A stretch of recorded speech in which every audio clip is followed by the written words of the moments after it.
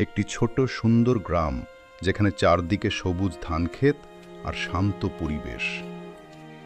এই গ্রামে থাকত রাহিম, একজন সাধারণ কিন্তু স্বপ্নবাজ ছেলে। গরিব হলেও তার চোখে ছিল বড় স্বপ্ন আর অনেক আশা। তার বাবা সারাদিন মাঠে কঠোর পরিশ্রম করত পরিবারের জন্য। একদিন স্কুলে ঘোষণা এলো, বড় একটি প্রতিযোগিতা হবে।